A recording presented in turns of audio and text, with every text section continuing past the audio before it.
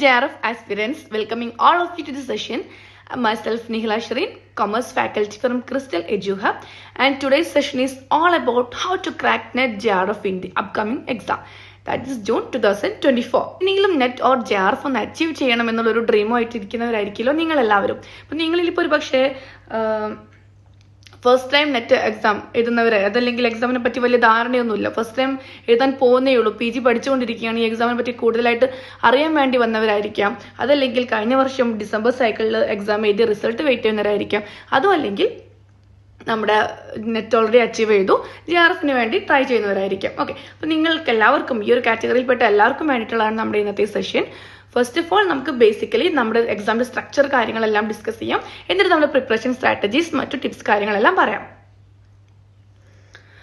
So before അവർ preparation ഏതൊരു എക്സാമിനും മുൻപായിട്ട് ഇപ്പോൾ നെറ്റ് അല്ല ഏതൊരു കോമ്പറ്റേറ്റീവ് എക്സാം ആണെങ്കിലും നമ്മൾ both internally and externally prepared ആയിരിക്കണം. അത് ഇമ്പോർട്ടൻ്റ് ആണ്. ഇന്റേണൽ പ്രിപ്പറേഷൻ വളരെ ഇമ്പോർട്ടൻ്റ് ആണ്. നമ്മൾ മൈൻഡിലോണ്ടും മെന്റലി നമ്മൾ അതിലേക്ക് കംപ്ലീറ്റ്ലി ഇൻവോൾവ് ആയിരിക്കണം. അതുപോലെ തന്നെ മനസ്സുകൊണ്ട് ആഗ്രഹിച്ചാൽ മാത്രം പോരാ, അതിനുള്ള എഫേർട്ട് നമ്മൾ എടുക്കും. That's called external preparation. അപ്പോൾ ഈ രണ്ട് പ്രിപ്പറേഷനും ഫസ്റ്റ് ഫീൽഡ് നമുക്കിത് എക്സ്റ്റേണൽ പ്രിപ്പറേഷനെ പറ്റി സംസാരിക്കാം. ഈ ഒരു എക്സ്റ്റേണൽ പ്രിപ്പറേഷന്റെ ഭാഗമായിട്ട്, അതായത് നമ്മളുടെ ടൈം ടേബിൾ തയ്യാറാക്കുന്നു, എന്നുള്ളൊരു സ്ട്രക്ചേർഡ് ലെവൽ കീപ്പ് ചെയ്യുന്നു, നല്ല രീതിയിൽ നല്ല വെൽ പ്ലാൻഡ് ആയിട്ടുള്ള രീതിയിൽ എക്സാമിലെ പഠനങ്ങളും കാര്യങ്ങളും കൊണ്ടുപോകുന്നു. ഓക്കെ, അപ്പം അതിന് മുൻപായിട്ട് നമ്മൾക്ക് വേണ്ട ഒരു കാര്യം നമ്മൾ നമ്മുടെ ലെവൽ മനസ്സിലാക്കുക എന്നുള്ളതാണ്. ഓക്കെ, അപ്പം നമ്മളൊരു എക്സ്റ്റേണൽ പ്രിപ്പറേഷൻ സ്റ്റാർട്ട് ചെയ്യുന്നതിന് മുൻപായിട്ട് നമ്മൾ നമ്മുടെ ലെവൽ മനസ്സിലാക്കണം. അപ്പോൾ എക്സാം എങ്ങനെയാണ്, നെറ്റ് എന്താണെന്നുള്ളതെല്ലാം ഡീറ്റെയിൽ ആയിട്ട് പറഞ്ഞുതരാം.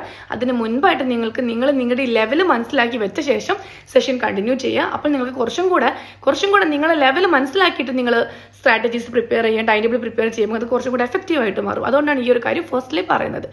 നിങ്ങൾ ഒരു എക്സാമിനെ പറ്റി യാതൊരു ധാരണയും ഇല്ല, PG ചെയ്തിരിക്കുകയാണ്, അല്ലെങ്കിൽ പണ്ട് എങ്ങോ PG പഠിച്ചു കഴിഞ്ഞു, ഇപ്പം ഹൗസ് വൈഫാണ്, മാരീഡാണ്, അതല്ലെങ്കിൽ കുറെ ഗ്യാപ്പ് വിട്ടു, അങ്ങനെ ഇപ്പം നിനക്ക് തോന്നിയതാണ് നെറ്റൊന്ന് ട്രൈ ചെയ്യണം, നെറ്റ് അച്ചീവ് ചെയ്യണം എന്നല്ല. അപ്പം അങ്ങനെയുള്ള ഒരാളാണെങ്കിൽ നിങ്ങൾക്ക് നിങ്ങളെ ബിഗിനർ ലെവലിൽ വിളിക്കാം. അതായത് സിസ്റ്റം ജസ്റ്റ് സിലബസ് അറിയാം, അതല്ലാതെ നെറ്റ് എക്സാം എന്താണെന്നും പാറ്റേൺ എന്നൊന്നും വലിയ ഐഡിയ ഇല്ല, ഇതുവരെ നെറ്റ് എക്സാം എഴുതിയിട്ടില്ല. അങ്ങനെ ഒരാളാണെങ്കിൽ നിങ്ങളുടെ level beginner level. I think വരുന്ന 6 മന്ത് ഇപ്പം നമ്മളിപ്പോൾ പ്രിപ്പയർ ചെയ്യുന്ന ഒരാളെ സംബന്ധിച്ചിടത്തോളം, അതായത് നിങ്ങളെ സംബന്ധിച്ചിടത്തോളം, നിങ്ങൾ ഈ വീഡിയോ കേൾക്കുന്നവരെ സംബന്ധിച്ചിടത്തോളം നിങ്ങൾ ബെസ്റ്റ് ടൈമിങ്ങിലാണ്. ഓക്കെ, കാരണം നിങ്ങൾക്ക് മുൻപിൽ നീണ്ട 5 മാസമുണ്ട്. ഒരിക്കലും അത് അണ്ടർസ്റ്റിമേറ്റ് ചെയ്യരുത്. 5 മാസം എന്ന് പറയുമ്പോൾ നമ്മളെ മൈൻഡ് വല്ലാതെ നമ്മൾ ട്രിഗർ ചെയ്യും. നമ്മൾ ആ 5 മാസം എന്ന് പറയുമ്പോൾ സമയമുണ്ടല്ലോ എന്നുള്ളൊരു പ്രോക്രാസ്റ്റിനേഷൻ മൈൻഡ് വരും. അതിന്റെ പിന്നാലെ പോവാതിരിക്കുക.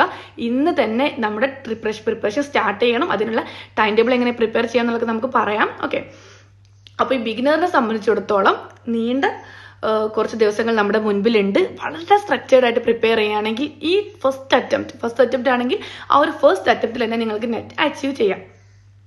ഇപ്പോൾ ഒരു ഇന്റർമീഡിയറ്റ് ലെവലിനെ സംബന്ധിച്ചിടത്തോളം, അതായത് ഓൾറെഡി കഴിഞ്ഞ വർഷം പ്രത്യേകിച്ച് ഒരു പ്ലാനിങ് ഒന്നും ഇല്ല, കുറെ എന്തൊക്കെയോ ശ്രമിച്ചു, എന്തൊക്കെയോ പഠിച്ചു, കുറെ വീഡിയോ കണ്ടു, കുറെ ആരൊക്കെ പറഞ്ഞ ബുക്സ് വായിച്ചു, അങ്ങനെയൊക്കെ ചെയ്ത ഒരാൾ എക്സാം എഴുതി കഴിയുമ്പോൾ ആൾക്കുള്ള ഫീൽ എന്ന് പറയുമ്പോഴല്ലോ ഒരു ഡിസപ്പോയിന്റഡ് ഫീൽ ആയിരിക്കും. കാരണം ആളുടെ മനസ്സിൽ ആൾ ഒരുപാട് എഫേർട്ട് എടുത്തിട്ടുണ്ട്, ഒരുപാട് പഠിച്ചിട്ടുണ്ട്, ഞാൻ ഉറക്കം കഴിഞ്ഞിട്ടുണ്ട്, അതല്ലെങ്കിൽ ഏതെങ്കിലും റിലേറ്റീവ്സിന്റെ വേണ്ടപ്പെട്ട ഫംഗ്ഷൻസ് മിസ് ചെയ്തിട്ടുണ്ട്, അത്രയൊക്കെ ഞാൻ ചെയ്ത് പഠിച്ചിട്ടു, എന്നിട്ട് എനിക്ക് നെറ്റ് കിട്ടുന്നില്ലല്ലോ എന്നൊരു ഫ്രസ്ട്രേഷനിലായിരിക്കും അയാൾ ഇരിക്കുന്നത്. കാരണം അവരെന്തൊക്കെയോ ചെയ്തു, പക്ഷെ അത് സിസ്റ്റമാറ്റിക് അല്ലായിരുന്നു. അതാണ് അവരുടെ ഒരു പ്രശ്നം. നമ്മളൊരു വ്യക്തമായൊരു പ്ലാനിങ് അല്ലെങ്കിൽ ഒരു കോച്ചിങ്, ഒരു ഗൈഡൻസ് ഇല്ലാതെ പ്രിപ്പയർ ചെയ്യുന്നതും വ്യക്തമായൊരു ഗൈഡൻസിൽ കൂടെ പ്രിപ്പയർ ചെയ്യുന്നതും നല്ല ഡിഫറൻസ് ഉണ്ട്. അപ്പം അങ്ങനെ ഒരാളെ സംബന്ധിച്ചിടത്തോളം അയാൾ എക്സാമിന് ഒരു നെഗറ്റീവ് ആസ്പെക്റ്റിലായിരിക്കും കാണുന്നത്.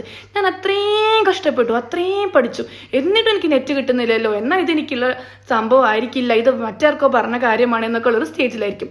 അവരെ സംബന്ധിച്ചിടത്തോളം ഈ ബിഗിനർ സ്റ്റേജിൽ നിൽക്കുന്ന നിങ്ങൾക്ക് യാതൊരു മുൻവിധികളും ഇല്ല. നിങ്ങൾക്ക് ഇനി അങ്ങോട്ടുള്ള 6 മന്ത് വെൽ പ്രിപ്പയർഡ് ചെയ്യുകയാണെങ്കിൽ തീർച്ചയായിട്ടും നെറ്റ് അച്ചീവ് ചെയ്യാൻ പറ്റും എന്നുള്ള ഉറപ്പ് ഞാൻ തരാം. കാരണം അതിനുള്ള ചുമ്മാ പറയല്ല, അതിനുള്ള സ്ട്രക്ചേർഡ് ക്ലാസ്സസ് ഉണ്ട്, അതുപോലെ തന്നെ അതിന് ടൈം ടേബിൾ ഉണ്ട്, അതിന് മോക്ക് ടെസ്റ്റ് ഉണ്ട്.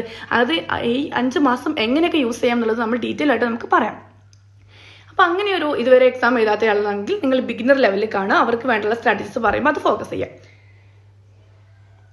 And intermediate level second level, അതായത് ഇപ്പം നമ്മൾ ഓൾറെഡി നെറ്റ് എക്സാംസ് ഒക്കെ അറ്റൻഡ് ചെയ്തിട്ടുണ്ട്, അത്യാവശ്യം ഡാറ്റ അറിയാം, കാര്യങ്ങളെല്ലാം കയ്യിലുണ്ട്, സിലബസ് എല്ലാം അത്യാവശ്യം പരിചയമുണ്ട്, PYQ ചെയ്ത് പരിചയമുണ്ട്, അങ്ങനെയൊക്കെ ഉണ്ടെങ്കിൽ നിങ്ങൾക്ക് നിങ്ങൾ ഇന്റർമീഡിയറ്റ് ലെവൽ എന്ന് വിളിക്കാം. അപ്പം നിങ്ങൾ ഇനി വേണ്ടത് എന്താണെന്ന് വെച്ചാൽ നിങ്ങളുടെ പഠനം സിസ്റ്റമാറ്റിക് ആക്കുക എന്നുള്ളതാണ്. ഓക്കെ, ബിഗിനർ ലെവലുള്ള ഒരാൾക്ക് ബേസിക് മുതലുള്ള കോച്ചിങ് വെരി എസെൻഷ്യൽ ആണ്.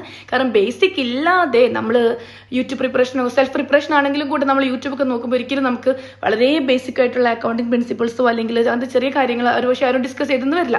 നമ്മളെപ്പോഴും ഒരു കോർ ടോപ്പിക്, കോർ കോൺസെപ്റ്റ് ഒക്കെ ആയിരിക്കും അധികമായിട്ടും നമുക്ക് സെർച്ച് ചെയ്യുമ്പോൾ കണ്ടെത്താൻ പറ്റും. അപ്പോൾ അങ്ങനെ പെട്ടെന്നൊരു ടോപ്പിക്കിലേക്ക് ഫോക്കസ് ചെയ്യുമ്പോൾ ആ ബിഗിനർ സ്റ്റേജിലുള്ള ആൾക്ക് കൺസെപ്റ്റ് ക്ലിയർ ആയില്ല എന്ന് വരാം. പക്ഷെ ഇന്റർമീഡിയറ്റ് ലെവലുള്ള ഒരാളാണെങ്കിൽ ഇത്തരം വീഡിയോസ് ഉപകാരപ്പെടുത്തും. അതുപോലെ തന്നെ അപ്പോൾ പല രീതിയിലുള്ള വീഡിയോസ് ഉണ്ടാവും, അതൊന്നും കൂടെ സ്ട്രക്ചേർഡ് ആയിട്ട് പഠിക്കാൻ ശ്രമിക്കുക. ഇനി സെൽഫ് പ്രിപ്പറേഷൻ ആണെങ്കിലും കോച്ചിങ്ങിലാണെങ്കിലും കൂടെ അവിടുന്ന് ഇവിടുന്ന് ഒരുപാട് പഠിക്കുന്നതിന് പകരം നിങ്ങൾ ഓൾറെഡി ഇപ്പോൾ പഠിച്ച കാര്യത്തെ കുറച്ചും കൂടെ റിവൈസ് ചെയ്തിട്ട് ആ പഠിച്ച കാര്യങ്ങൾ മനസ്സിലുറപ്പിക്കാനാണ് ഇനി ശ്രമിക്കേണ്ടത്. അതായത് പുതിയ പുതിയ കാര്യങ്ങൾ പഠിച്ചുകൊണ്ടേ പോകാന്നുള്ളത്. ഇപ്പം നെറ്റിന്റെ സിലബസ് സംബന്ധിച്ചിടത്തോളം സിലബസ് കവർ ചെയ്യാനൊന്നും നിങ്ങൾ വിചാരിക്കേണ്ട. കംപ്ലീറ്റ് കവർ ചെയ്യാൻ പറ്റുമെന്ന് വെച്ചാൽ ഒരു വർഷങ്ങളൊക്കെ എടുത്തിട്ട് നടക്കുകയായിരിക്കും. അതല്ലാതെ അത് അത്ര എളുപ്പമുള്ള കാര്യമല്ല. നമുക്ക് വേണ്ടത് ഫോക്കസ്ഡ് ആയിട്ടുള്ള ഒരു സ്റ്റഡിയാണ്, എക്സാം ഓറിയന്റഡ് ഒരു സ്റ്റഡിയാണ്. അപ്പം സിലബസ് കവർ ചെയ്യാൻ പറ്റുമെന്ന് ചോദിച്ചാൽ നെറ്റിന്റെ സിലബസ് നമുക്കൊരു സ്ട്രക്ചേർഡ് സിലബസ് NTA തന്നിട്ടുണ്ട്, വെബ്സൈറ്റിൽ പോയാൽ കാണാം. അതായത് +1 തൊട്ടിട്ട് +1, +2, ഡിഗ്രി, PG വരെ നിങ്ങൾ പഠിച്ചിട്ടുള്ള സബ്ജക്റ്റിൽ നിന്ന് എന്തും ആവാം. അതാണ് നമ്മുടെ സിലബസ്. അതുകൊണ്ട് സിലബസ് വാസ്റ്റ് കവർ ചെയ്യണം, സിലബസ് കംപ്ലീറ്റ് ചെയ്യാൻ ഇനിയും പുതിയതായിട്ട് കാര്യങ്ങൾ പഠിച്ചുകൊണ്ടേയിരിക്കണം എന്ന് കരുതിയിട്ട് പുതിയ പുതിയ കാര്യങ്ങളിലേക്ക് ഇങ്ങനെ സെർച്ച് ചെയ്ത് ബ്രൗസ് ചെയ്ത് പോകുന്നതിന് പകരം നിങ്ങൾ ഓൾറെഡി പഠിച്ച കാര്യങ്ങൾ, ഇപ്പോൾ കുറച്ച് കാര്യങ്ങൾ നിങ്ങളുടെ മൈൻഡിലുണ്ട്, കുറച്ച് കോൺസെപ്റ്റുകൾ നിങ്ങൾക്ക് അറിയാവുന്നതുണ്ട്, അവയെല്ലാം ഒന്നും കൂടി ഉറപ്പുവരുത്തുക. പഠിച്ച കാര്യങ്ങൾ റിവൈസ് ചെയ്യുക. പഠിച്ച കാര്യങ്ങൾ, അതായത് പുതിയ കാര്യങ്ങളിലേക്ക് സെർച്ച് ചെയ്യുന്നതിനേക്കാൾ ഉപരി പഠിച്ച കാര്യങ്ങൾക്ക് അവിടെ മനസ്സിൽ ഉറപ്പിച്ച് വെക്കുക എന്നുള്ളതിനാണ് നിങ്ങൾ കുറച്ചുകൂടെ ഫോക്കസ് ചെയ്യേണ്ടത്. ഓക്കെ, ഇനി നിങ്ങൾ നെറ്റ് ഓൾറെഡി അച്ചീവ് ചെയ്തിട്ടുള്ള ഒരാളാണ്, JRFന് വേണ്ടി ട്രൈ ചെയ്യുകയാണെങ്കിൽ നിങ്ങൾക്ക് അഡ്വാൻസ്ഡ് ലെവൽ എന്ന് വിളിക്കാം. അപ്പം നിങ്ങളുടെ ലെവൽ നിങ്ങൾ ഇനി ചെയ്യേണ്ടത് എന്താണെന്ന് വെച്ചാൽ നിങ്ങൾക്ക് കൺസെപ്റ്റ് ക്ലാരിറ്റി ഉണ്ട്, അത്യാവശ്യം സിലബസ് ആയിട്ട് നല്ല പരിചയമുണ്ട്, ഐഡിയാസ് ഉണ്ട്, പേപ്പർ 1ഉം പേപ്പർ 2 എല്ലാം നല്ല ഐഡിയ ഉണ്ട്. ഇനി നിങ്ങൾക്ക് വേണ്ടത് PYQ പ്രിപ്പറേഷൻ ആണ്, പ്രാക്ടീസ് ആണ്. അതായത് കൂടുതൽ ക്വസ്റ്റ്യൻസ് എങ്ങനെ ടാക്കിൾ ചെയ്യാം. ഇപ്പോൾ ഒരു ക്വസ്റ്റ്യൻ എന്ന് പറയുമ്പോൾ, ഒരു PYQ എന്ന് പറയുമ്പോൾ നമുക്ക് അവിടെ വരുന്നത് 4 ഓപ്ഷൻസ് ആണ്.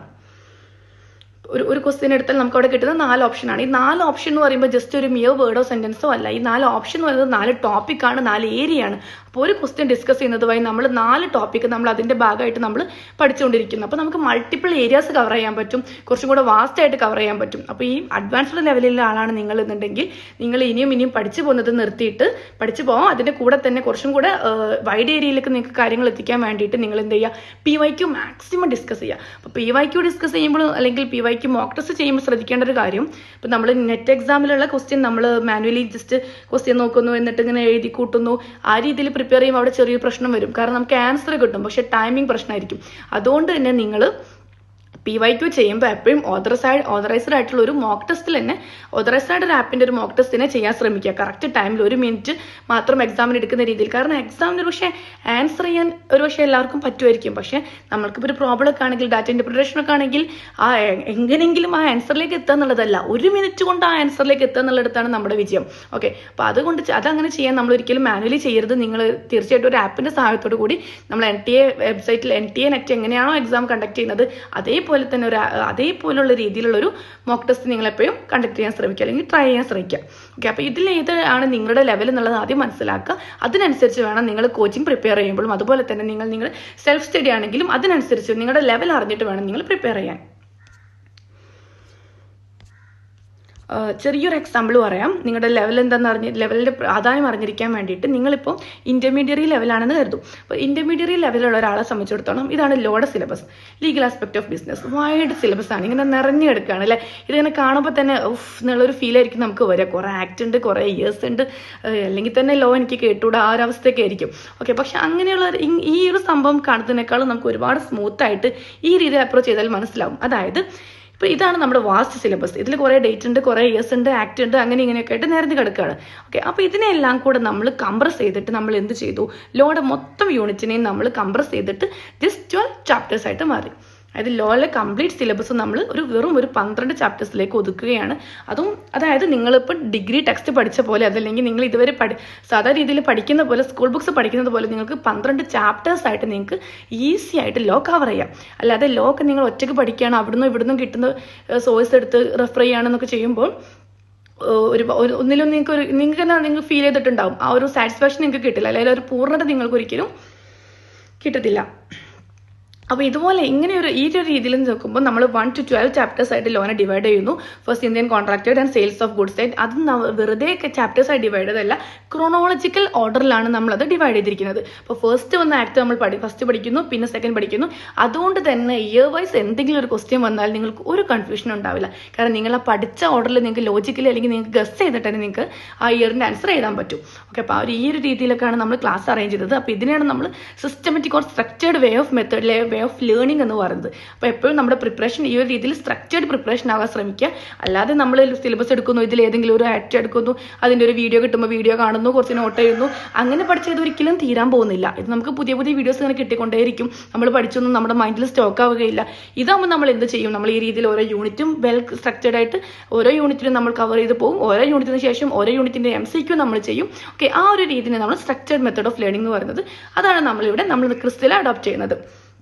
ജസ്റ്റ് ഒരു എക്സാമ്പിൾ പറഞ്ഞതാണ്. ഓക്കെ, അപ്പോൾ നമ്മൾ ഇതുവരെ വെബിനാർ സ്റ്റാർട്ട് ചെയ്തിട്ടില്ല, നിങ്ങളൊരു ലെവൽ ആദ്യം മനസ്സിലാക്കുക എന്നുള്ളതാണ് ഇമ്പോർട്ടൻറ്റ്. അതുകൊണ്ടാണ് ഇത്രയും കാര്യങ്ങൾ പറഞ്ഞത്. അപ്പോൾ ബിഗിനർ, ഇന്റർമീഡിയറ്റ്, അഡ്വാൻസ്ഡ് ഇതിൽ ഏത് സ്റ്റേജിലാണ് നിങ്ങളുള്ളത് നിന്ന് ജസ്റ്റ് ഒന്ന് മനസ്സിൽ വെച്ച ശേഷം ബാക്കി കേൾക്കാം. ഓക്കെ, അപ്പോൾ ബിഗിനേഴ്സിന് വേണ്ടിയിട്ട് ജസ്റ്റ് ഒന്ന് റിപ്പീറ്റ് ചെയ്യാണ്. പേപ്പർ 1, പേപ്പർ 2 നമുക്ക് 2 എക്സാംസ് ആണ് കവർ ചെയ്യാനുള്ളത്. നെറ്റ് എക്സാമിൽ 150 ക്വസ്റ്റ്യൻസിൽ 300 മാർക്സിനാണ് നമ്മുടെ എക്സാം ഉണ്ടാവുക. പേപ്പർ 1 ഇൻക്ലൂഡ് ആയിട്ടിരിക്കുന്നത് 50 ക്വസ്റ്റ്യൻസ് ആയിരിക്കും. ഓരോ ക്വസ്റ്റ്യനും 2 മാർക്ക് വീതം, ഓരോ സബ്ജക്റ്റിൽ നിന്നും 5 ക്വസ്റ്റ്യൻസ് വീതം. അത് ചിലപ്പോൾ ഡിഫറെൻ്റ് ആവാറുണ്ട് കേട്ടോ.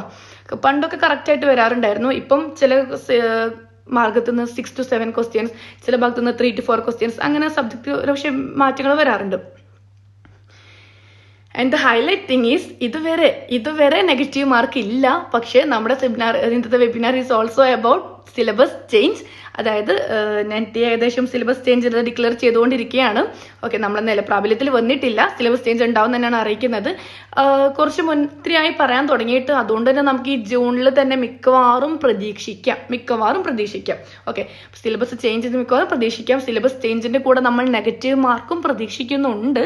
ഒരു പക്ഷേ ജൂൺ എക്സാമിൽ ആ മാറ്റം വന്നേക്കാം, അതല്ലെങ്കിൽ ഡിസംബർ സെഷനിലായിരിക്കും. ഓക്കെ, അത് നമ്മുടെ കൺസേണേ അല്ല, അതിനെപ്പറ്റി ആരും ചിന്തിക്കുക പോലും വേണ്ട. നമ്മൾ നെറ്റ് അച്ചീവ് ചെയ്യണമെന്ന് ആഗ്രഹിക്കുന്നുണ്ടെങ്കിൽ നമ്മൾ നമ്മുടെ പ്രിപ്പറേഷൻ നോക്കുക, നമ്മുടെ പ്രിപ്പറേഷനിൽ ഫോക്കസ് ചെയ്യുക എന്നുള്ളത് മാത്രം മതി. ഈ നെഗറ്റീവ് മാർക്ക് ഒരിക്കലും നമുക്കൊരു അടിയല്ല കേട്ടോ, ഒരിക്കലും നമുക്കതൊരു തിരിച്ചടിയാണ്. പലരും നെഗറ്റീവ് എന്ന് കേൾക്കുമ്പോഴേക്കും അയ്യോ നെഗറ്റീവ് വരുന്നു, ഇനി ആകെ കുടുങ്ങി എന്നൊന്നും വിചാരിക്കേണ്ട കാര്യമില്ല.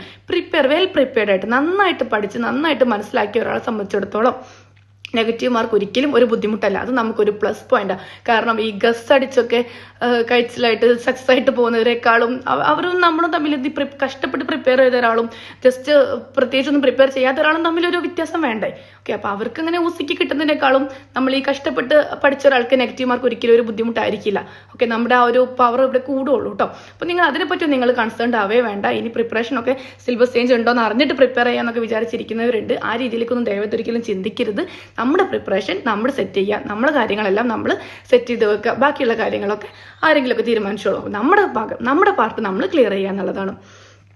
ഓക്കെ, പിന്നെ നമ്മുടെ സിലബസ് ഇപ്പോൾ 2019 വന്നിട്ട് അപ്ഡേഷൻ ആയിട്ടുള്ള സിലബസ് ആണ്. ഇനിയിപ്പോൾ next year onwards syllabus update ആവാൻ ഇരിക്കുന്നു. ആൻഡ് പേപ്പർ 1 കുറിച്ച് പറയുകയാണെങ്കിൽ നമുക്ക് പേപ്പർ 1 ഇതുപോലെ നമ്മൾ സിലബസിനെയും മനസ്സിലാക്കിയിട്ട് പഠിക്കാം കേട്ടോ. എപ്പോഴും നമ്മൾ ജസ്റ്റ് ഓരോ യൂണിറ്റ് എടുക്കുന്നു, അല്ലെങ്കിൽ ഏത് വീഡിയോ ആണോ ഇപ്പോൾ സെൽഫ് സ്റ്റഡി ആകുമ്പോൾ പ്രശ്നമാണത്. നമ്മൾ യൂട്യൂബ് റെഫർ ചെയ്യും, യൂട്യൂബിൽ ഏത് വീഡിയോ ആണോ കിട്ടുന്നത് ആ വീഡിയോ അങ്ങ് കാണും, അങ്ങ് പഠിക്കും. ഓക്കെ, അതിനിടയിൽ വല്ല റീൽസ് വന്ന് പോയാൽ പിന്നെ അതിൻ്റെ പിന്നാലെ പോയി. ഓക്കെ, അതൊക്കെയാണ് പ്രശ്നം. അപ്പോൾ നമ്മൾ സിലബസിനെ അറിഞ്ഞിട്ട് പഠിക്കുക, എന്നിട്ട് സിലബസ് വ്യക്തമായി മനസ്സിലാക്കിയിട്ട് അതിനനുസരിച്ചുള്ള ടൈം ടേബിൾ പ്രിപ്പയർ ചെയ്യുക. അപ്പോൾ പേപ്പർ 1 നമുക്ക് ആപ്റ്റിറ്റ്യൂഡായിട്ടും സ്കില്ലായിട്ടും ജനറലായിട്ടും കാറ്റഗറൈസ് ചെയ്യാം. അപ്പോൾ ആപ്റ്റിറ്റ്യൂഡ് ജനറലൊക്കെ ആയിട്ട് വരുന്ന അല്ലെങ്കിൽ ആപ്റ്റിറ്റ്യൂഡ് ലെവലിൽ വരുന്ന കുറച്ച് കാര്യങ്ങളാണ് research aptitude, communication, teaching aptitude. അപ്പോൾ ഇവരെയൊക്കെ നമുക്ക് അത്യാവശ്യം പഠിച്ചെടുക്കാൻ പറ്റുന്നതാണ്, സിമ്പിളാണ്, ഒരു ബുദ്ധിമുട്ടുള്ള ഏരിയ ഒന്നുമല്ല. പിന്നെ ഒരു സ്കിൽ ഓർ ലോജിക്കൽ ലെവലിലേക്ക് വരുന്നതാണ് logical reasoning, mathematical reasoning, data interpretation, reading and കംപ്രഹെൻഷൻ എന്നൊക്കെ പറയുമ്പോൾ. അപ്പോൾ ലോജിക്കൽ റീസണിങ്, മാത്തമാറ്റിക്കൽ റീസണിങ് ഒക്കെ കേൾക്കുമ്പോൾ തന്നെ ഒരു അയ്യോ ഫീൽ ആണെങ്കിലും കൂടി നമ്മൾക്ക് കൂടെ നിർത്താൻ പറ്റിയവരാണ് ഇവർ, അതായത് വിശ്വസിക്കാൻ പറ്റിയവരാണ് ഇവർ. ഡാറ്റ ഇന്റർപ്രിട്ടേഷൻ ഒക്കെ പ്രത്യേകിച്ച് ഫസ്റ്റ് അറ്റംപ്റ്റ് ചെയ്യുന്ന ഒരാളെ സംബന്ധിച്ചിടത്തോളം DI എന്ന് പറഞ്ഞാൽ ഭയങ്കര ബുദ്ധിമുട്ടായിരിക്കും. ഈ ആൻസർ കിട്ടിയാൽ തന്നെ ആ സമയത്തിനുള്ളിൽ ആൻസർ ഫൈൻഡ് ചെയ്യാന്ന് പറഞ്ഞാൽ അതിലും ബുദ്ധിമുട്ടായിരിക്കും. മാത്രമല്ല ഓപ്ഷൻസ് എല്ലാം ഭയങ്കരമായിട്ട് സിമിലർ ആയിരിക്കും. അപ്പോൾ DI പക്ഷേ അത് നമുക്ക് പ്രാക്ടീസിലൂടെ റെഡി ആക്കാവുന്നതേ ഉള്ളൂ, ഈസി ആയിട്ട് റെഡി ആക്കാവുന്നതേ ഉള്ളൂ.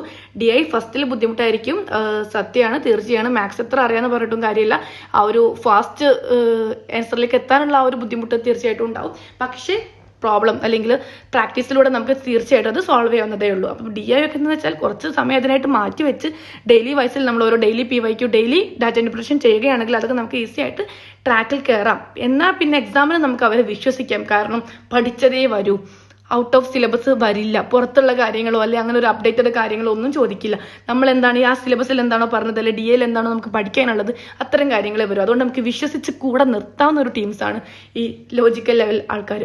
ഓക്കെ, പിന്നെ ജനറലായിട്ട് വരുന്ന കുറച്ച് പേരുണ്ട്, ICT, people and development environment, higher education system എന്നൊക്കെ. ഇവർ നമുക്കൊരു പരിധി വരെ വിശ്വസിക്കാൻ പറ്റുള്ളൂ. ഒരു 2-3 ക്വസ്റ്റ്യൻസ് ഒക്കെ നമുക്ക് ചെയ്തെന്ന് വരും. ബാക്കി 2 ക്വസ്റ്റ്യൻസ് ഒരു പക്ഷേ അപ്ഡേറ്റഡ് സിലബസിനോ പുറത്തുള്ള കാര്യങ്ങളിനോ അല്ലെങ്കിൽ കറണ്ട് അഫയേഴ്സോ ഒക്കെ ആയിട്ടായിരിക്കും നമുക്ക് ചോദിക്കുന്നത്.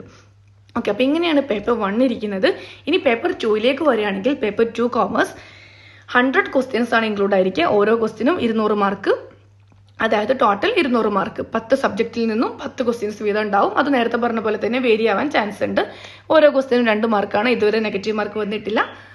ഓക്കെ, ഇനി പേപ്പർ 2നെയും നമുക്ക് എങ്ങനെ ഡിവൈഡ് ചെയ്യാം? പാർട്ട് 1ഉം പാർട്ട് 2 ആയിട്ട് ഡിവൈഡ് ചെയ്യും. അത് എന്തിന്റെ ബേസിലെന്ന് വെച്ചാൽ കുറച്ചും കൂടെ പ്രോബ്ലം ഓറിയന്റഡ് ആയിട്ടുള്ള, കുറച്ചും കൂടെ നമുക്ക് റിലയബിൾ, കാണുമ്പോൾ ഡിഫിക്കൽട്ട് ആയിട്ട് തോന്നുമെങ്കിലും നമുക്ക് കുറച്ചും കൂടെ വിശ്വസിക്കാൻ പറ്റുന്നതും അതുപോലെ നമ്മുടെ കൂടെ നിർത്താനും കുറച്ചധികം സ്ട്രെസ് കൊടുത്താൽ അത് യൂസ്ഫുൾ ആവും എന്ന് ഉറപ്പ് പറയാൻ പറ്റുന്നതായ സെഷനാണ് part A. Okay, then part B. Part A എന്ന് പറയുമ്പം ബിസിനസ്, ഫിനാൻസ്, നമ്മൾ FM, accounting and auditing, economics, statistics and research, income tax. Okay, കേൾക്കുമ്പോൾ തന്നെ പ്രശ്നമുള്ള ടോപ്പിക്സ് ആയിരിക്കാം ഒരുപക്ഷെ ഇവർക്ക്. ഒരുപക്ഷെ 2 ടീംസും ഉണ്ട് കേട്ടോ. പ്രോബ്ലം ബുദ്ധിമുട്ടുള്ള ആൾക്കാരും ഉണ്ട്, എന്നാൽ തന്നെ തിയറി ബുദ്ധിമുട്ടുള്ള ആൾക്കാരുണ്ട്. ചിലർ പ്രോബ്ലം ഭയങ്കര ഈസിയാണ്, വലിയ കുഴപ്പമില്ല, പക്ഷേ തിയറി പേപ്പർ എടുക്കുമ്പോഴേക്കും ഉറക്കം വരുന്നു, മാം തിയറി തീരെ കേൾക്കാൻ പറ്റുന്നില്ല മാം എന്ന് കൺസേൺ അറിയിക്കുന്നവരുണ്ട്. 2 ടൈപ്പ് ഓഫ് പീപ്പിൾസ് ഉണ്ട്. ഓക്കെ, അപ്പം അങ്ങനെയുള്ളവരെ സംബന്ധിച്ചിടത്തോളം എത്രയാണെങ്കിലും നമ്മൾക്ക് ഈ ഒരു പാർട്ട് എനെ നമ്മൾക്ക് നമ്മുടെ കൂടെ കൂട്ടാം.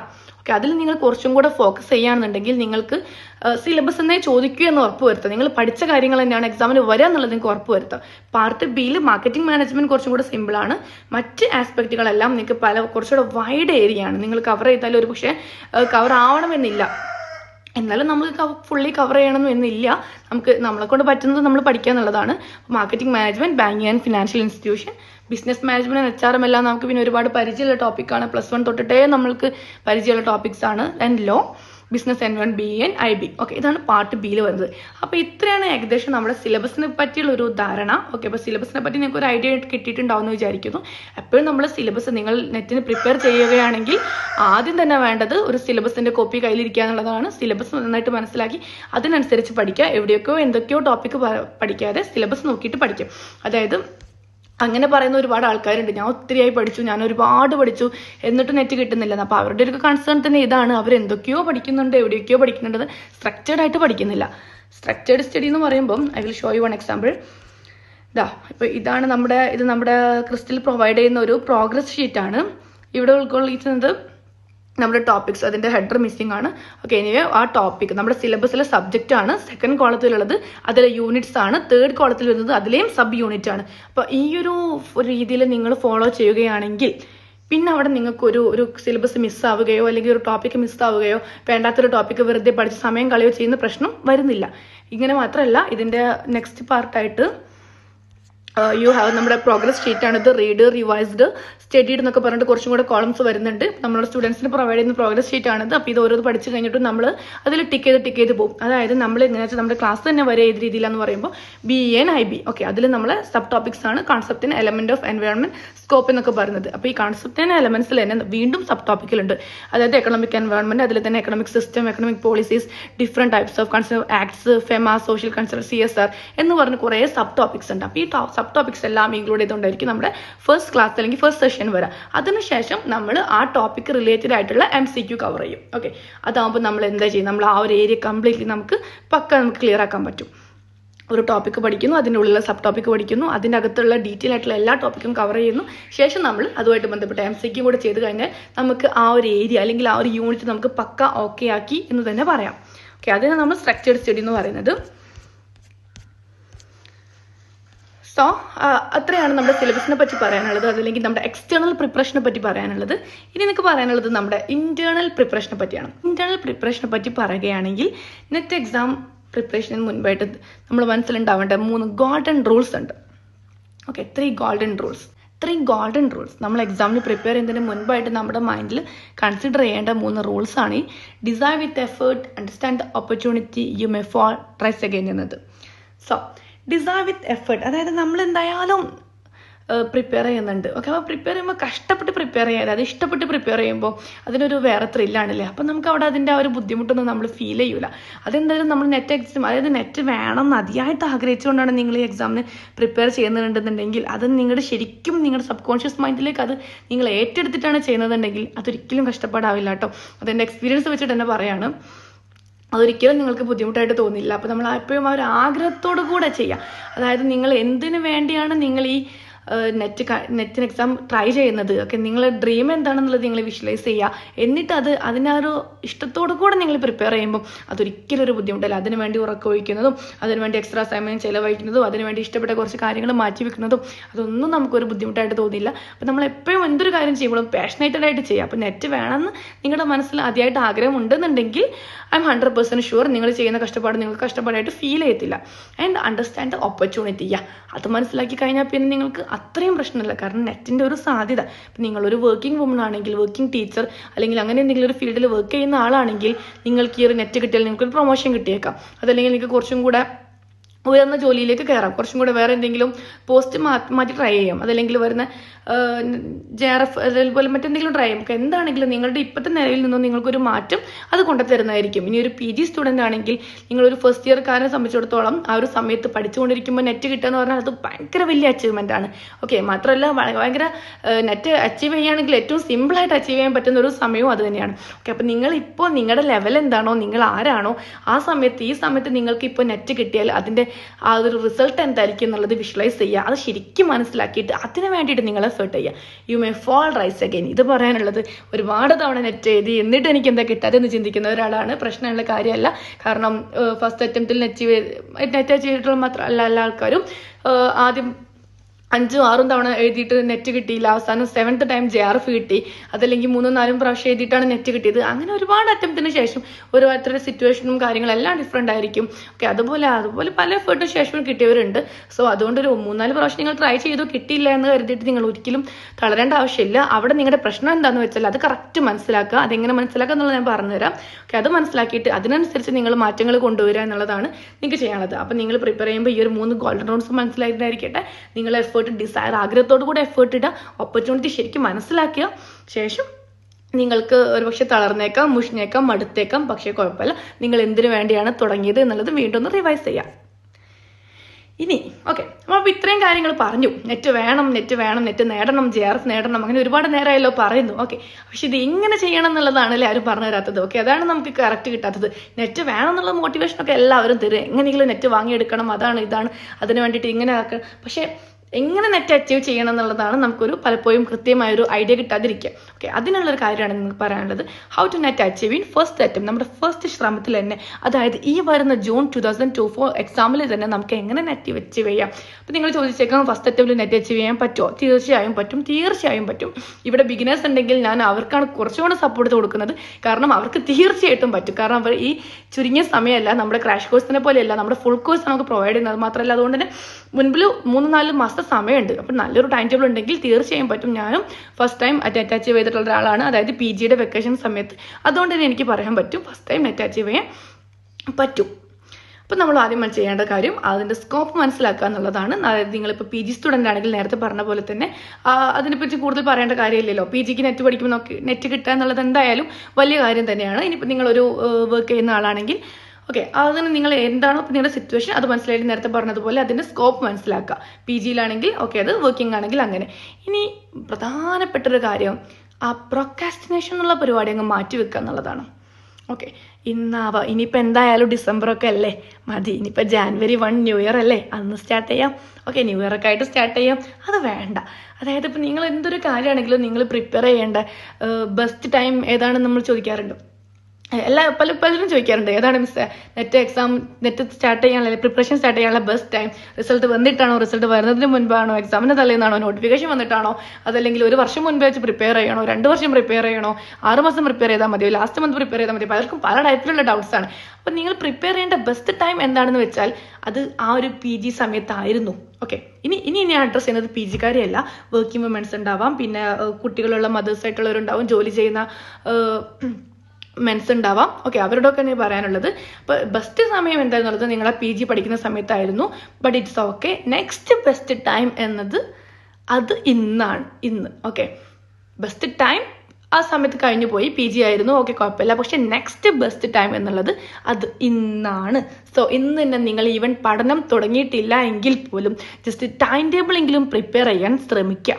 ഓക്കെ, പ്രിപ്പറേഷൻ സ്റ്റാർട്ട് ചെയ്യാൻ നിങ്ങൾ പല സിറ്റുവേഷനിലായിരിക്കും, വർക്കിംഗ് ആയിരിക്കും, അല്ലെങ്കിൽ എന്തെങ്കിലും ഒരു പ്രശ്നം തീർക്കാനുണ്ടായിരിക്കും, അതല്ലെങ്കിൽ വേറെ എന്തെങ്കിലും ബേർഡനിൽ അകപ്പെട്ടവരായിരിക്കും. ഇനി എന്ത് കാര്യത്തിലാണെങ്കിലും എന്ത് ബുദ്ധിമുട്ടിലാണെങ്കിലും നിങ്ങൾ അറ്റ്ലീസ്റ്റ് ഇന്ന് ടൈം ടേബിളെങ്കിലും പ്രിപ്പയർ ചെയ്ത് വെക്കുക. അതല്ലെങ്കിൽ നിങ്ങളുടെ ഫോണിലോ നോട്ട്സിലോ എവിടെയാണെന്ന് വെച്ചാൽ ഞാൻ ഈ 2024 ജൂണിലെ നെറ്റ് അച്ചീവർ ആയിരിക്കും, GRF അച്ചീവർ ആയിരിക്കും എന്നൊരു ഒരു കോട്ടെങ്കിലും നിങ്ങൾ തൽക്കാലം ജസ്റ്റ് ഒന്ന് എവിടെയെങ്കിലും ഒന്ന് റെക്കോർഡ് ചെയ്ത് വെക്കുക. അതാണ് നിങ്ങളുടെ ഫസ്റ്റ് സ്റ്റെപ്പ്. ഓക്കെ, ഈ പ്രൊക്രാസ്റ്റിനേഷൻ നമ്മൾക്ക് വേണ്ട. നമ്മൾക്ക് കൃത്യമായ ഗൈഡൻസ് ഉണ്ട്. നമ്മുടെ ക്ലാസ്സസ് ജാനുവരി 1 സ്റ്റാർട്ട് ചെയ്യുന്നുണ്ട്. അപ്പോൾ ജാനുവരി 1 കൂടെ തന്നെ നിങ്ങൾ സ്റ്റാർട്ട് ചെയ്ത് പോവുകയാണെങ്കിൽ നിങ്ങൾക്ക് അധികം എഫേർട്ട് എടുക്കാതെ നമ്മുടെ ക്ലാസ്സിൻ്റെ കൂടെ തന്നെ നിങ്ങൾക്ക് ആ ഒരു ഫ്ലോയിൽ അങ്ങോട്ട് പോകാം. നിങ്ങൾ വർക്കിംഗ് ആണെങ്കിൽ എന്താണെങ്കിലും കുഴപ്പമില്ല, കാരണം ഓൺലൈൻ ക്ലാസ് ആണ് നമ്മൾ പ്രൊവൈഡ് ചെയ്യുന്നത്. അപ്പം നിങ്ങൾക്ക് ഈസി ആയിട്ട് ഒരു 1 അവർ ഡെയിലി ക്ലാസ്സുകളിൽ വരില്ല. വീക്ക്ലി 3 ക്ലാസ് ആയിരിക്കും നമ്മൾ തൽക്കാലം ഷെഡ്യൂൾ ചെയ്യുന്നത്. ഒരു പക്ഷേ മാറ്റം ഉണ്ടായേക്കാം. എനിവേ നമ്മുടെ ക്ലാസ് വരുന്നത് എങ്ങനെയാണെന്ന് വെച്ചാൽ ജസ്റ്റ് ഒരു ടുഡേ ഒരു ക്ലാസ് ഉണ്ടാവും. ആ ക്ലാസ്സിൽ നമ്മൾ ഈ ടോപ്പിക്കോ സബ് ടോപ്പിക്കോ എല്ലാം ഇൻക്ലൂഡ് ചെയ്തിട്ട് പറയും. അത് കഴിഞ്ഞ് അടുത്ത ദിവസം അതിൻ്റെ മോക്ക് ടെസ്റ്റ് ആയിരിക്കും. ആ ഏരിയയിലുള്ള നമ്മൾ പഠിച്ച കാര്യത്തിൻ്റെ മോക്ക് ടെസ്റ്റ് ആയിരിക്കും. അപ്പം നിങ്ങൾ വർക്കിംഗ് ആണെങ്കിലും നിങ്ങളെ ഒരിക്കലും ബാധിക്കാൻ പോകുന്നില്ല. എന്ത് തിരക്കുള്ള ആളാണെങ്കിലും പ്രശ്നമില്ല. ഡെയിലി ഒരു 1 അവർ ക്ലാസ്സിന് വേണ്ടി മാറ്റി വെച്ചാൽ, ക്ലാസ്സിന് വേണ്ടിയിട്ടാണ്, പ്രിപ്പറേഷന് വേണ്ടിയിട്ടല്ല കേട്ടോ. പ്രിപ്പറേഷന് വേണ്ടി എത്ര സമയം മാറ്റി വെക്കുക എന്നുള്ളത് ഞാൻ പറയാം. ഓക്കെ, അപ്പോൾ എന്തായാലും ഞാൻ പറഞ്ഞത് സമയമില്ല എന്നതിൻ്റെ പേരിൽ നിങ്ങൾ ഇത് മാറ്റി വെക്കേണ്ട കാര്യമില്ല. കാരണം അതിൻ്റെ അറേഞ്ച്മെന്റ്, സ്ട്രക്ചർ, കാര്യങ്ങളെല്ലാം നമ്മൾ റെഡിയാക്കിയിട്ടുണ്ട്. നിങ്ങളൊരു 1 അവർ ക്ലാസ്സസ് കേൾക്കാനുള്ള ഒരു സമയം മാത്രം കണ്ടെത്തിയാൽ മതി. And then choose your effective way of learning. അത് ഇമ്പോർട്ടൻ്റ് ആണ്. എല്ലാവരും ചോദിക്കാറുണ്ട്, മിസ്റ്റർ ടൈം ടേബിൾ ഉണ്ടാക്കി തരുമോ, ഏത് രീതിയിലാണ് പഠിക്കേണ്ടത്, എപ്പോഴൊക്കെ പഠിക്കണം, എത്ര നേരം പഠിക്കണം? അപ്പോൾ അത് ഡിഫറെൻ്റ് ആണ്. കാരണം ഇപ്പോൾ നെറ്റിൻ്റെ സ്റ്റുഡൻസ് എന്ന് പറയുമ്പോൾ നമ്മൾ 10th plus 2 ആണെങ്കിൽ നമുക്ക് സ്റ്റുഡൻസിൻ്റെ മൊത്തമായിട്ടൊരു ടൈം ടേബിൾ ഉണ്ടാക്കാം. കാരണം എല്ലാവരും ഏകദേശം ഫ്രീ ആണ്, ഏകദേശം ഒരേ ടൈം ഓഫ് വർക്കിംഗ് പഠിക്കാനുള്ള സമയമൊക്കെ ഏകദേശം ഒരുപോലെ ആയിരിക്കും അവർക്ക് കിട്ടുന്നത്. പക്ഷെ അതുപോലെയല്ലല്ലോ നമ്മൾ ഈ വർക്കിംഗ് വുമൻസും പിന്നെ കുട്ടികളുള്ള ചെറിയ ന്യൂ ബോൺസ് ഒക്കെ ഉള്ള പേരൻസ് ഒക്കെ ആകുമ്പോൾ അവർക്ക് സമയമൊക്കെ ഭയങ്കര രീതിയിൽ വ്യത്യസ്ത രീതിയിലായിരിക്കും അറേഞ്ച് ചെയ്യാൻ പറ്റുക. ഓക്കെ, അപ്പോൾ അതുകൊണ്ട് നമുക്ക് അഡാപ്റ്റ് ചെയ്യാൻ പറ്റുന്നൊരു ടൈം ഏതാണുള്ളത് ചൂസ് ചെയ്യാം. ചെറിയ ബേബിയൊക്കെ ഉള്ളവരാണെങ്കിൽ അവർക്ക് രാത്രി സമയം ചൂസ് ചെയ്യാം. പിന്നെ വർക്കിംഗ് പീപ്പിൾസ് ആണെങ്കിൽ രാവിലെ എഴുന്നേറ്റിട്ട് പഠിക്കാം. അപ്പം അങ്ങനെ നിങ്ങൾ ഏതൊക്കെ രീതിയിൽ, ഇനിയിപ്പം നമുക്ക് അത്യാവശ്യമായിട്ട് വേണ്ടത് ഒരു ഹെഡ്സെറ്റ് ആണ്.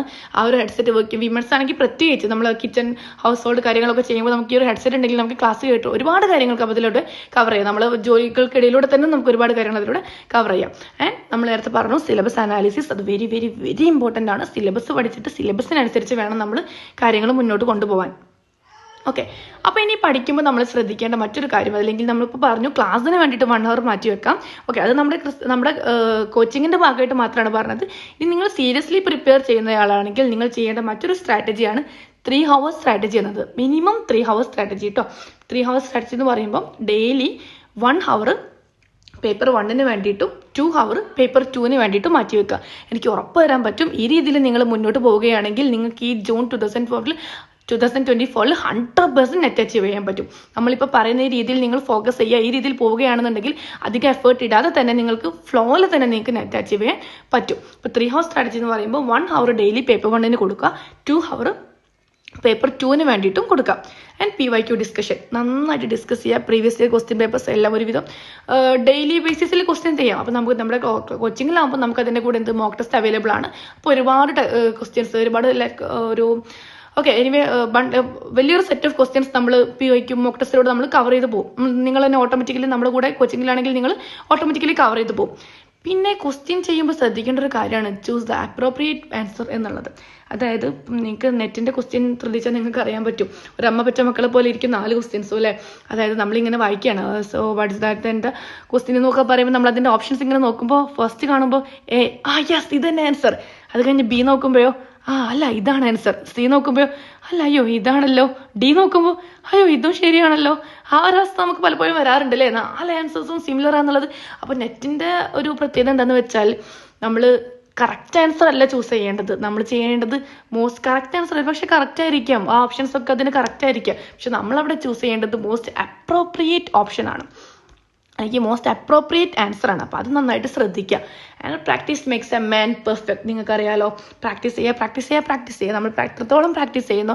ഇനിയിപ്പോൾ 4 പ്രാവശ്യമൊക്കെ നെറ്റ് എഴുതിയിട്ട് കിട്ടാത്തവരെ സംബന്ധിച്ചിടത്തോളം പറയാനുള്ളത് ഒരിക്കലും വിഷമിക്കേണ്ട കാര്യമില്ല. കാരണം ഒരിക്കൽ പോലും ഇപ്പം നമ്മൾ ഒരു JRF കിട്ടിയ അവളുടെ സ്റ്റാറ്റസ് കാണാം, അല്ലെങ്കിൽ Rome was in build in a എന്നുള്ള ആ ഒരു ടോക്ക് നമ്മൾ പറയാറില്ല. ഒരു പഴമൊഴി ഉണ്ടല്ലേ. കാരണം റോം സാമ്രാജ്യം ഒരു ദിവസം കൊണ്ട് ഉണ്ടായതല്ല. അതല്ലെങ്കിൽ ഒരു ശില്പം അല്ലെങ്കിൽ വേറെ ആര് നേടിയൊരു വിജയം ഒരു ദിവസത്തെ റിസൾട്ട് അല്ല. നമ്മളത് കാണുന്നത് ആ ഒരു ദിവസവും ആ ഒരു സമയത്തെ അവരുടെ ഭംഗിയും പൊലിവും മാത്രമായിരിക്കും. പക്ഷെ ആക്ച്വലി അതല്ല. അത് അവർ എത്രയോ മുൻപേ സ്റ്റാർട്ട് ചെയ്തിട്ടുണ്ടാവും. അപ്പം നമ്മൾ ആ 4 വർഷം നിങ്ങൾ പഠിച്ചിട്ടുണ്ടെങ്കിൽ അതിന് എന്തെങ്കിലുമൊക്കെ നിങ്ങളുടെ മനസ്സിലുണ്ടാവും. അതൊന്നും അവിടെ നിന്ന് പോയിട്ടൊന്നും ഉണ്ടാവില്ല. അപ്പം അതൊന്ന് സ്ട്രക്ചേർഡ് ആക്കേണ്ട പ്രശ്നം മാത്രമേ ഇനി ബാക്കി കിടക്കുന്നുള്ളൂ. അതൊന്ന് മിനുക്കിയെടുക്കേണ്ട കാര്യം മാത്രമേ ഉണ്ടാവുള്ളൂ. അതുകൊണ്ട് തന്നെ പറയുന്നത് practice makes a man perfect. വീണ്ടും വീണ്ടും പ്രാക്ടീസ് ചെയ്താൽ നിങ്ങൾക്ക് സ്ട്രക്ചേർഡ് പ്രാക്ടീസ് ചെയ്യാം കേട്ടോ. വെറുതെ ഉള്ളൊരു പഠനം ആവരുത്. ഇനി അങ്ങോട്ട് ഈ പ്രാവശ്യം മുതൽ നമ്മൾ സ്ട്രക്ചേർഡായിട്ട് പ്രാക്ടീസ് ചെയ്യുക. അപ്പം നിങ്ങൾക്ക് അത് അച്ചീവ് ചെയ്യാൻ പറ്റും.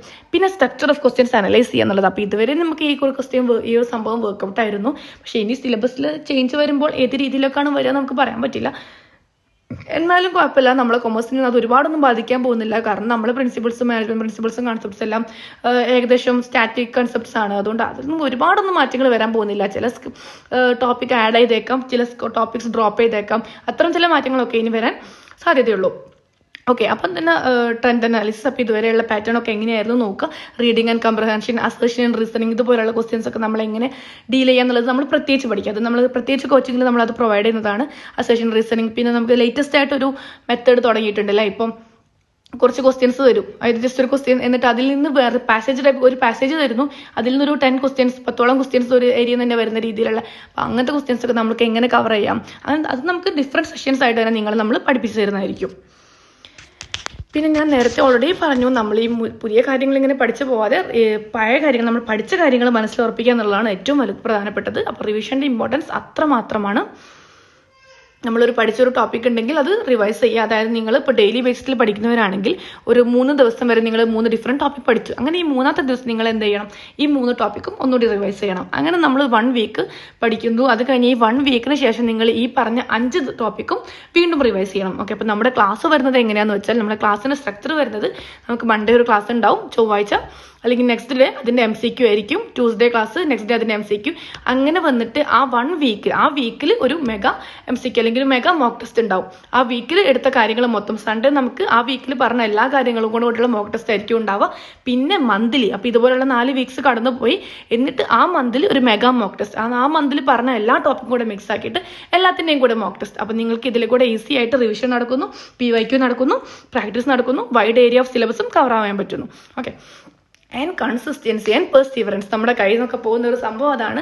പക്ഷേ ക്ലാസ് ഒക്കെ കേട്ട് കഴിയുമ്പോൾ എല്ലാവരും ഭയങ്കരമായിട്ട് ചാർജ് ആവും. അടിപൊളിയാണ്, നാളെ അങ്ങനെ തന്നെ ചെയ്യണം, നാളെ തൊട്ട് ഇങ്ങനെ പ്രിപ്പയർ ചെയ്യണം, രാവിലെ എഴുന്നേൽക്കണം എന്നൊക്കെ പറയും. പക്ഷെ അത് തുടർന്ന് കൊണ്ടുപോകാനാണ് പലർക്കും ബുദ്ധിമുട്ട്. അപ്പം നമ്മൾ ഇങ്ങനെ ഒരു കോച്ചിങ് ഉണ്ടാകുമ്പോൾ നമ്മുടെ കോച്ചിങ് ഉണ്ടാവുകയും ചെയ്യും, നമ്മുടെ കൂടെ പഠിക്കുന്ന കുട്ടികളും ഉണ്ടാകും. അത് കാണുമ്പോൾ നമുക്ക് എന്തായാലും വെറുതെ ഇരിക്കാൻ തോന്നില്ല. പിന്നെ നമ്മൾ തരുന്ന ടാസ്കുകളെല്ലാം ചെയ്യൽ കമ്പൽസറിയാണ്. നിങ്ങളെ വെറുതെ ഇരിക്കാൻ എന്തായാലും നമ്മൾ അനുവദിക്കില്ല. ഓക്കെ, അപ്പോൾ കൺസിസ്റ്റൻസി എന്നുള്ളത് നമ്മൾ കൂടെ കൊണ്ടുപോകാൻ ശ്രമിക്കാം. അത് ഞങ്ങൾ ചെയ്തോളാം. ഓക്കെ, അപ്പോൾ തന്നെ സ്ഥിരോത്സാഹവും കീപ്പ് ചെയ്യുക. നമ്മൾ എന്തിനു വേണ്ടിയാണ് തുടങ്ങിയത് എന്നുള്ളത് മറക്കാതിരിക്കുക. ടൈം ടേബിൾ നിർബന്ധമാണ്. ടൈം ടേബിൾ വളരെ വളരെ വളരെ നിർബന്ധമാണ്. ടൈം ടേബിൾ ഇല്ലാതെ പോയിട്ട് കാര്യമില്ല. അപ്പം നമ്മുടെ മുൻപിൽ ഇനി 130-150 ദിവസങ്ങളാണ് കറക്റ്റ്ലി. ഓക്കെ, അപ്രോക്സിമേറ്റ് എന്തായാലും 3-4 മാസം എന്തായാലും മുന്നിലുണ്ട്. അവസാനത്തെ മാസത്തെ നമ്മൾ ഒരു ക്ലാസ് ഉണ്ടായിരുന്നതല്ല. അവസാനത്തെ നമ്മൾ ലാസ്റ്റ് മന്ത് നമ്മൾ ഫുൾ റിവിഷൻ മാത്രമായിരിക്കും. നമ്മൾ കംപ്ലീറ്റ് PYQ ഡിസ്കഷൻ അതുപോലെ അത്ര കാര്യങ്ങൾ മാത്രമായിരിക്കും. അതിന് മുൻപുള്ള 4 മാസങ്ങളിലായിട്ട് തന്നെ നമ്മൾ സിലബസ് കംപ്ലീറ്റ്ലി കോഴ്സ് നമ്മൾ ഫിനിഷ് ചെയ്യും. ഓക്കെ, അപ്പോൾ അതിനുള്ളൊരു നമ്മുടെ സിലബസിൻ്റെ അല്ലെങ്കിൽ നമ്മുടെ കോച്ചിങ്ങിൻ്റെ ടൈം ടേബിൾ നമ്മളതുണ്ടാവും. അതിന് പുറമെ നിങ്ങൾ നിങ്ങളുടേതായ രീതിയിലുള്ളൊരു ടൈം ടേബിൾ കൂടെ പ്രിപ്പയർ ചെയ്യുക. ഷോർട്ട് നോട്ട്സ് കീപ്പ് ചെയ്യുക. ഷോർട്ട് നോട്ട്സ് മസ്റ്റാണ്. ഈ ഷോർട്ട് നോട്ട്സ് എന്ന് പറയുമ്പോൾ പലതും പല രീതിയിൽ അവിടെ ഇവിടെ എഴുതി വെക്കുന്ന സിസ്റ്റം മാറ്റിയിട്ട് ഒരു ബുക്ക് എടുത്തിട്ട് 10 പാർട്സ് ആക്കി ഡിവൈഡ് ചെയ്യാം. അങ്ങനെ ഓരോ യൂണിറ്റിന് ഓരോ ഡിവൈഡ് ചെയ്യാം. ഓക്കെ, അങ്ങനെ എന്തെങ്കിലും ചെയ്തിട്ട് ഓരോ യൂണിറ്റിൻ്റെ ടോപ്പിക്സും അതായത് യൂണിറ്റിൽ തന്നെ കറക്റ്റായിട്ട് കീപ്പ് ചെയ്യാം. അപ്പോൾ അഥവാ ഇൻ കേസ് ഈ വർഷം നിങ്ങൾ അച്ചീവ് ചെയ്തിട്ടില്ല എന്നുണ്ടെങ്കിൽ അടുത്ത വർഷത്തേക്കും കൂടി നിങ്ങൾക്ക് ഉപകരിക്കുന്ന രീതിയിലുള്ള ആ ഒരു രീതിയിലുള്ള നോട്ട്സ് എപ്പോഴും പ്രിപ്പയർ ചെയ്യാൻ ശ്രമിക്കാം. ഇനി നെറ്റിന് മാത്രമല്ല, ഇവിടുന്ന് അങ്ങോട്ട് നിങ്ങൾ അസിസ്റ്റന്റ് പ്രൊഫസറായി മാറി ക്ലാസ് എടുക്കാനാണെങ്കിലും മറ്റ് ഒരുപാട് ഓപ്ഷൻസ് ഉണ്ട്. നമ്മളിപ്പോൾ ഒരു ടീച്ചിങ് ഇതിനെ കൊണ്ട് ഉദ്ദേശിക്കുന്ന ഒരു ടീച്ചിങ് എന്നുള്ള ഫീൽഡിലേക്കാണല്ലോ. അപ്പോൾ ടീച്ചിങ് എന്ന് പറയുമ്പോൾ ഒരു കോളേജ് ടീച്ചർ മാത്രമല്ല, നമുക്ക് ഇതുപോലെ നെറ്റ് കോച്ചിങ് കരിയേഴ്സ് ഉണ്ട്. പിന്നെ അതുപോലെ YouTube classes, YouTube videos upload ചെയ്യാം. അതുപോലെ ഒരുപാട് പിന്നെ പല ടൈപ്പ് ഓഫ് ട്യൂഷനായിട്ടും ഒരു എഡ്യൂക്കേഷൻ്റെ ഫീൽഡ് എന്ന് നിങ്ങൾക്കറിയാം അത്രയധികം വളർന്നുകൊണ്ടിരിക്കുന്ന ഒരു ഫീൽഡാണല്ലോ. ഓക്കെ, അപ്പോൾ അതിനൊക്കെ നിങ്ങൾക്ക് ഉപകരിക്കും. ആ ഒരു രീതിയിലുള്ള നോട്ട്സ് എപ്പോഴും ക്ലിപ്പ് ചെയ്യാൻ ശ്രമിക്കുക. പിന്നെ ഗ്രൂപ്പ് സ്റ്റഡി എന്ന് പറയുമ്പോൾ അത് വളരെ വളരെ വളരെ എഫക്റ്റീവ് ആയിട്ടുള്ള മെത്തേഡാണ്. കാരണം നമ്മൾ ഈ ഒറ്റയ്ക്ക് പഠിക്കുമ്പോൾ ഒറ്റയ്ക്ക് ഫസ്റ്റ് ദിവസം ഇൻട്രസ്റ്റ് ഉണ്ടാവും. 2-3 ദിവസം കഴിഞ്ഞാൽ ഒന്ന് വയ്യാതെ ആകുമ്പോൾ അല്ലെങ്കിൽ ഒന്ന് ക്ഷീണിക്കുമ്പോൾ മതി തോന്നും. അങ്ങനെ നമ്മളൊരു ഇന്നും കൂടെ കുറച്ചുകൂടെ കിടന്നുറങ്ങാന്ന് വിചാരിക്കുമ്പോൾ ഒരാൾ നമ്മളെ വിളിച്ചിട്ട് എടാ എണീക്കടാ കമോൺ നീ എന്താ ഇങ്ങനെ കിടക്കുന്നത്, നമുക്ക് പഠിക്കേണ്ടത് ചോദിച്ചിങ്ങനെ വിളിച്ചുണർത്തുന്ന ഒരാളുണ്ടാകുമ്പോൾ അത് എത്രമാത്രം എഫക്റ്റീവായിരിക്കും. ഓക്കെ, അപ്പോൾ അല്ലെങ്കിൽ നമ്മുടെ കൂടെ ഉള്ള ആൾ പഠിക്കുന്നത് കാണുമ്പോൾ ഓട്ടോമാറ്റിക്കലി നമ്മളും പഠിച്ചു പോകും. അപ്പോൾ നമ്മൾ നമ്മുടെ കോച്ചിങ്ങിലാകുമ്പോൾ നമുക്ക് നമ്മുടെ ഫ്രണ്ട്സ് ഉണ്ടാവും, നമ്മുടെ കൂടെ മറ്റു ഗ്രൂപ്പ്സിൽ നമ്മുടെ പേഴ്സണൽ ഗ്രൂപ്പ്സ് ആയിട്ടില്ല, നമ്മുടെ സ്റ്റഡി ഗ്രൂപ്പ്സ് ഉണ്ടാകും. അപ്പോൾ ആ ഗ്രൂപ്പ്സിലുള്ള സ്റ്റുഡൻസുമായിട്ട് നിങ്ങൾക്ക് ഡിസ്കസ് ചെയ്യാം. നിങ്ങൾക്ക് ഗ്രൂപ്പ് ഡിസ്കഷൻ അവിടെ നടക്കും. അപ്പോൾ അങ്ങനെ ആകുമ്പോൾ കുറച്ചും കൂടെ എഫക്റ്റീവ് ആയിട്ടുള്ളൊരു മെത്തേഡ് നിങ്ങൾക്ക് അല്ലെങ്കിൽ എഫക്റ്റീവ് ആയിട്ടുള്ളൊരു സ്ട്രാറ്റജി നിങ്ങൾക്ക് കീപ്പ് ചെയ്യാൻ പറ്റും. പിന്നെ നിങ്ങൾ പ്രധാനമായിട്ട് ചെയ്യേണ്ടത് നിങ്ങളുടെ strong and week area analyse ചെയ്യുക എന്നുള്ളതാണ്. അത് പ്രധാനമാണ്. ഇപ്പോൾ നമ്മൾ നേരത്തെ പറഞ്ഞു പാർട്ട് A, പാർട്ട് B. അപ്പോൾ അതിലുള്ള സ്ട്രോങ് ഏരിയാസ് എന്ന് പറയുമ്പോൾ നിങ്ങൾക്ക് നല്ല മാർക്കുള്ള ഏരിയാസ്. ഓക്കെ, അത് കണ്ടിരിക്കുന്നത് എന്തിനാ വെച്ചാൽ അതിനെ പിന്നെ നോക്കേണ്ടെന്നല്ല, അത് നന്നായിട്ട് നോക്കുക. നിങ്ങൾക്ക് ഇഷ്ടമുള്ള ഏരിയ ആണ്, നിങ്ങൾക്ക് അത്യാവശ്യം സ്കോർ ചെയ്യാൻ പറ്റുന്ന ഏരിയ ആണെന്നുള്ളൊരു ഏരിയ നിങ്ങൾക്ക് തോന്നുന്നുണ്ടെങ്കിൽ ആ ഏരിയനെ പിന്നെ വിടാതെ പിടിച്ചോ. ആ ഏരിയയിൽ 5 ക്വസ്റ്റ്യൻ വന്നാൽ ആ 5 ക്വസ്റ്റ്യൻ ഞാൻ അച്ചീവ് ചെയ്തിരിക്കും എന്നുള്ള ഉറപ്പ് വരുത്തുക.